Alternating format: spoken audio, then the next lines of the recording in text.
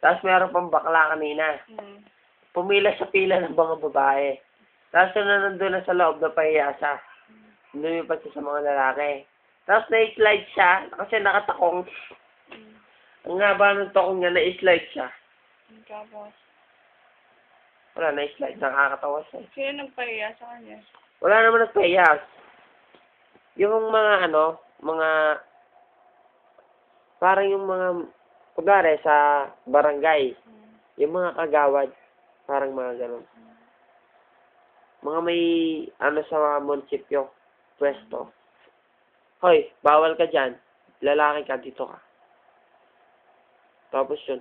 Pero, hindi, nakapirma siya sa registration sa female. Doon siya sa kabila, trying hard na bakla. Natanggap kaya yun. Pero inaasahan namin siya si DR King. Kasi magagamit namin yung course namin doon, madali lang. Tapos, siyempre, kung anong bago, alam namin, di ba? Kung anong maganda, alam namin. Yung pang-install ng ganyan. Pag may bago, mga blank CD, yung mga pwedeng gawing DVD,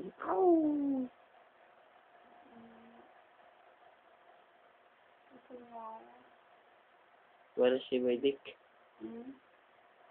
Your dick is so small. Don't to be proud of yourself. Ay, ano na rin mo? Kaya pala.